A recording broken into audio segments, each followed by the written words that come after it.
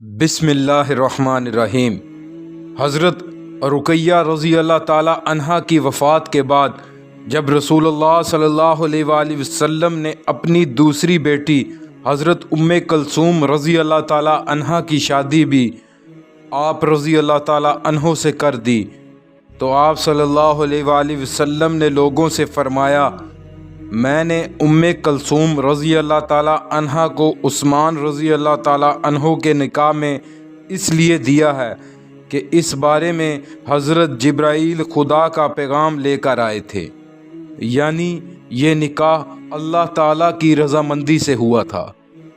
کلثوم رضی اللہ تعالی عنہا کی وفات کے بعد نبی کریم صلی اللہ علیہ وآلہ وسلم ایک روز ان کی قبر کے پاس ٹھہرے۔ اس وقت حضرت ابو ہریرہ رضی اللہ تعالی عنہ بھی ساتھ تھے۔ آپ صلی اللہ علیہ وآلہ وسلم نے ان سے فرمایا، اے ابو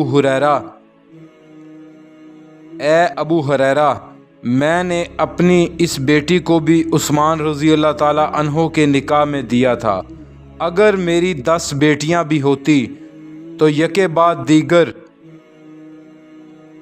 ان سب کو عثمان رضی اللہ تعالی عنہ کے نکاح میں ہی دیتا، اور میں نے جن 2 بیٹیوں کو ان کے عقد میں دیا انہیں بھی وہی کے حکم سے دیا۔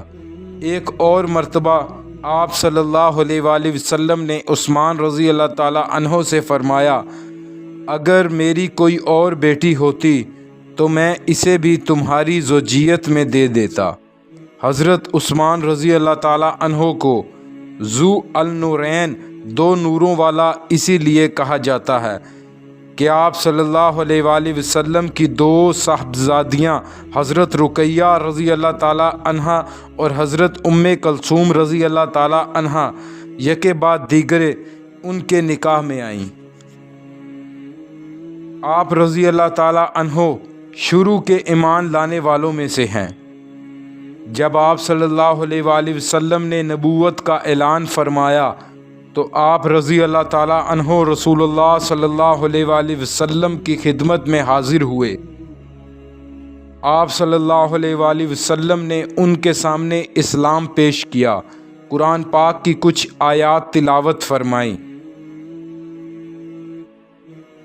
آپ رضی اللہ تعالی عنہ ان پر فوراً ایمان لے آئے اور بولے، یا رسول اللہ صلی اللہ علیہ وآلہ وسلم، میں شام کے سفر پر تھا اور قافلے کے ساتھ آہستہ آہستہ سفر کر رہا تھا کہ ایک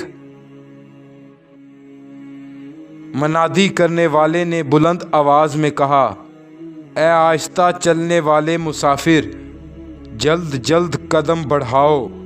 مکہ میں احمد صلی اللہ علیہ وآلہ وسلم نے نبوت کا دعویٰ فرمایا ہے، چنانچہ ہم لوگ جلد جلد آگے بڑھے اور یہاں پہنچ کر آپ کے بارے میں سنا۔ آپ رضی اللہ تعالی عنہ مسلمان ہو گئے تو آپ رضی اللہ تعالی عنہ کے چچا نے آپ رضی اللہ تعالی عنہ کو رسی سے باندھا اور کہا، تو اپنے باپ دادا کے دین کو چھوڑ کر ایک کمزور مذہب پر ایمان لے آیا ہے، میں تجھے ہرگز نہیں چھوڑوں گا جب تک تو اپنے نئے مذہب کو نہ چھوڑ دے۔ جواب میں حضرت عثمان رضی اللہ تعالی عنہ نے تن کر کہا، میں نہ نئے مذہب کو چھوڑوں گا نہ رسول اللہ صلی اللہ علیہ وآلہ وسلم کو۔ ان کی مستقل مزاجی کے آگے ان کے چچا کو ہتھیار ڈالنے پڑے اور انہیں چھوڑ دیا۔ جب آپ صلی اللہ علیہ وآلہ وسلم نے مکہ مکرمہ سے مدینہ منورہ ہجرت فرمائی اور لوگوں میں زمین کے ٹکڑے تقسیم کیے تو حضرت عثمان رضی اللہ تعالی عنہ کو بھی زمین کا ایک ٹکڑا عطا فرمایا۔ حضرت عمر رضی اللہ تعالی عنہ جب ابو لولو مجوسی کے خنجر سے زخمی ہوئے اور بچنے کی کوئی امید نہ رہی تو آپ رضی اللہ تعالی عنہ نے وصیت فرمائی، میری وفات کے بعد ان 6 لوگوں میں سے کسی ایک کو خلیفہ چن لینا، کیونکہ رسول اللہ صلی اللہ علیہ وآلہ وسلم نے اپنی وفات تک ان لوگوں کو عزیز رکھا۔ ان کے نام یہ ہیں: علی بن ابی طالب رضی اللہ تعالی عنہ زبیر بن عوام رضی اللہ تعالی عنہ، عبد الرحمن بن عوف رضی اللہ تعالی عنہ، عثمان بن عفان رضی اللہ تعالی عنہ، طلحہ بن عبید اللہ رضی اللہ تعالی عنہ اور سعد بن مالک رضی اللہ تعالی عنہ۔ اس کے بعد حضرت عمر رضی اللہ تعالی عنہ نے فرمایا، لوگو تم سب گواہ رہنا، میرا بیٹا عبداللہ ان لوگوں میں شامل نہیں۔ آخر حضرت عمر رضی اللہ تعالی عنہ کے بعد حضرت عثمان رضی اللہ تعالی عنہ کو خلیفہ چن لیا گیا۔ آپ کی خلافت کا عرصہ تقریباً 12 سال ہے۔ ان 12 سال میں سے 6 سال انتہائی پرسکون گزرے۔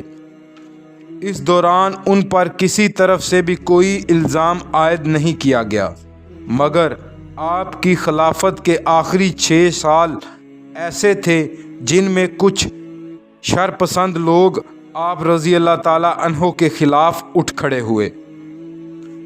انہوں نے آپ رضی اللہ تعالیٰ عنہ پر الزامات لگائے کہ آپ رضی اللہ تعالیٰ عنہ نے اپنے قریبی رشتہ داروں کو بیت المال میں سے مال دیا ہے اور ان لوگوں کو مختلف علاقوں کا گورنر مقرر فرمایا ہے۔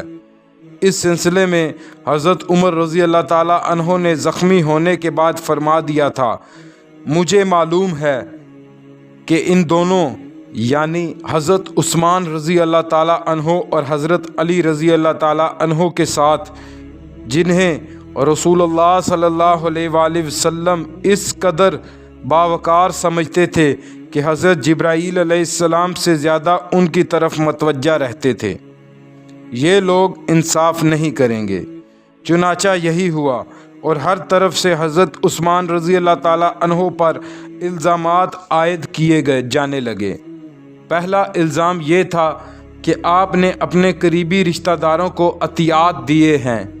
اس الزام کا جواب آپ رضی اللہ تعالیٰ عنہ نے یہ دیا کہ میں نے ان لوگوں کو اپنے ذاتی مال میں سے دیا ہے، لیکن شرپسندوں، منافقوں اور حاسدوں نے ان کے اس جواب کو درست تسلیم نہ کیا۔ ان پر دوسرا الزام یہ تھا کہ ایسے لوگوں کو عامل مقرر کیا جو حقدار نہیں تھے۔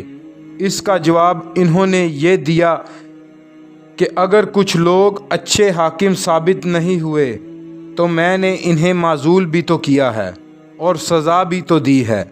ایسا ابو بکر اور عمر رضی اللہ تعالیٰ عنہ کے زمانے میں بھی تو ہو چکا ہے، پھر تم لوگ میری مخالفت پر ہی کیوں تل گئے ہو؟ باغیوں نے ان کے اس جواب کو بھی نہ مانا۔ ایک الزام یہ تھا کہ آپ رضی اللہ تعالیٰ عنہ نے رسول اللہ صلی اللہ علیہ وآلہ وسلم کے بزرگ صحابی حضرت ابو ذر غفاری رضی اللہ تعالیٰ عنہ کو شہر بدر کیا ہے، تو اس کا جواب انہوں نے یہ دیا، ابو ذر غفاری رضی اللہ تعالیٰ عنہ کی امیر معاویہ رضی اللہ تعالیٰ عنہ سے نہیں بنتی تھی۔ انہوں نے ابو ذر غفاری رضی اللہ تعالیٰ عنہ کو میرے پاس بھیج دیا، مدینے میں ان کی لوگوں سے بن نہ پائی۔ دراصل ابو ذر بہت سختی سے مذہب پر عمل کرنے پر زور دیتے تھے اور لوگ ان کی باتوں کو پسند نہیں کرتے تھے۔ ان حالات میں میں نے ابو ذر رضی اللہ تعالیٰ عنہ کی مرضی سے انہیں ربضہ بھیج دیا۔ اگر ان کی مرضی نہ ہوتی تو میں کبھی ایسا نہ کرتا۔ ربضہ جا کر انہوں نے گوشہ نشینی اختیار کر لی اور لوگوں سے ملنا جلنا چھوڑ دیا۔ میں اس میں کیا کر سکتا ہوں؟ حضرت عثمان رضی اللہ تعالیٰ عنہ کی یہ بات بالکل درست تھی، کیونکہ حضرت ابو ذر رضی اللہ تعالیٰ عنہ کے بارے میں رسول اللہ صلی اللہ علیہ وآلہ وسلم کی حدیث موجود ہے۔ آپ صلی اللہ علیہ وآلہ وسلم نے فرمایا تھا، ابو ذر اس دنیا سے جب رخصت ہوگا تو بالکل تنہا ہوگا۔ کچھ لوگوں نے حضرت عثمان رضی اللہ تعالیٰ عنہ پر یہ الزام بھی لگایا کہ آپ رضی اللہ تعالیٰ عنہ نے حضرت ابو ذر رضی اللہ تعالیٰ عنہ کو شام سے بلا کر مدینے میں قید کر دیا تھا، لیکن یہ بالکل غلط تھا اور یہ سب من گھڑت الزامات تھے۔